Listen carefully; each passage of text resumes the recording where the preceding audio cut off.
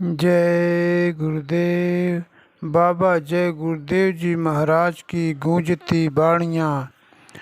मनुष्य शरीर अनमोल है, व्यर्थ में सांसें मत खर्च करो। समय पूरा होने पर इस अनमोल किराए के मकान को खाली करना पड़ेगा। जो सामान इकट्ठा किया है वह कोई भी तुम्हारे काम आने वाला नहीं। अभी तक अपनी जीवात्मा की रक्षा के लिए कोई धन नहीं जमा किया। शाकाहारी रहने व शराब से परहेज करने से ही प्रभु मिलन की साधना हो सकती है। मानव शरीर में आत्मा रहती है, उसमें एक आँख, एक कान। वह कर्मों की गंदगी से बंद हो गए, दिखाई सुनाई नहीं देता। जब भजन करोगे तब दरवाज़ा खुलेगा। जब तक घट का घाट नहीं जागेगा तब तक सूरत नहीं जागेगी। जीवात्मा को जगाकर प्रभु के पाने की इच्छा है तो संतों की बहुत ज़रूरत है। बिना संतों के भगवान नहीं मिलेगा। भगवान अपनी गृहस्थी में रहकर मिलेगा, साधु बनने से भी नहीं मिलेगा। कर्मों का कर्जा अदा करना होगा। उन्होंने शाकाहार पर जोर देते हुए शराब जैसे खराब, घातक व बुद्धिनाशक नशों का सेवन न करने की अपील की। प्रभु को पाने की साधना का भेद नामदान देकर भजन कराया। जय गुरुदेव प्रभु का नाम बताते हुए संकट की घड़ी में याद करने पर मदद की गारंटी दी। मनुष्य मंदिर में भगवान की वाणी निरंतर हो रही है। इसी घट में प्रभु की लीलाएं दिखाई देती हैं। कर्मों की गंदगी से आँख कान बंद हो गए हैं।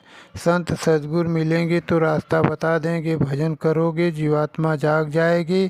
प्रभु का साक्षात्कार करके जीवन का अभीष्ट लक्ष्य पूरा कर लेगी। यह वचन है विश्वास संत बाबा जय गुरुदेव जी महाराज के, जो उन्होंने आज यहाँ छोटू भाई पुराणी महाविद्यालय विद्यालय रोड राजपीपल्या के मैदान में सत्संग सुनाते हुए व्यक्त किए।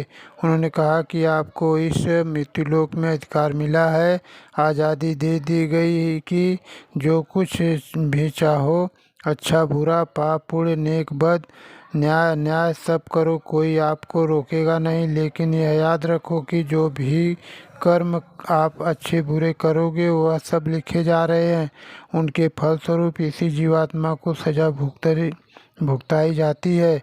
4 खानों 84 लाख योनियों में इसे यातनाएं दी जाएगी। उन असहनीय यातनाओं से मुक्ति करोड़ों वर्षों तक नहीं होगी।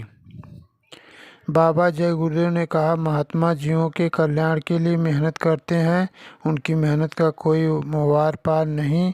बाबा जी ने उपस्थित भीड़ को प्रभु को पाने का रास्ता बताया। नामदान देकर सबको सामूहिक साधना पर बैठाया। उन्होंने शाकाहारी रहकर शराब जैसे खराब नशों से परहेज करने की अपील की। यह शरीर आपको भगवान के भजन के लिए मिला है। आप अपना काम करते हुए दुनिया का कर्म कर्जा अदा कर लो, लेना देना पूरा कर लो। खेती दुकान दफ्तर का काम मेहनत ईमानदारी सच्चाई के साथ पूरा करो। बाल बच्चों की सेवा खिदमत प्यार मोहब्बत के साथ करो। शाम को जब कोई काम न हो तो समय निकाल कर 24 घंटे में से 2 घंटे भगवान के भजन के लिए दे दो। उन्होंने कहा कि भगवान के भजन से तुम्हारी तकलीफ़ें पीड़ाएं कष्ट खत्म होंगे। भजन करोगे तो तुम्हारे घर में बरकत होगी। जो परिश्रम करते हो उसी में मालिक की दया हो जाएगी। पूरा पड़ने लगेगा। इस कलयुग में पिछले युगों की कठिनतर साधनाओं व क्रियाओं से कुछ भी नहीं होगा। जैसे वक्त का डॉक्टर तुम्हारे रोग का इलाज करेगा, उसी तरह वक्त के मुर्शिद तुम्हारी आत्मा पर जो रोग लगा हुआ है उसका इलाज करके ठीक करेंगे। आत्मा की बीमारी सबसे बड़ी बीमारी है। उन्होंने कहा कि प्रभु पूरब पश्चिम उत्तर दक्षिण दिशाओं में भटकने से नहीं मिलेगा। साधु बनने से भी परमात्मा नहीं मिलेगा। अपने घर परिवार में बाल बच्चों के बीच में रहकर अपना कर्तव्य निभाते हुए भगवान का भजन कर लो। यही जीवन का असली लक्ष्य है। बोडेली गुजरात 26 अप्रैल 2003। जय गुरुदेव।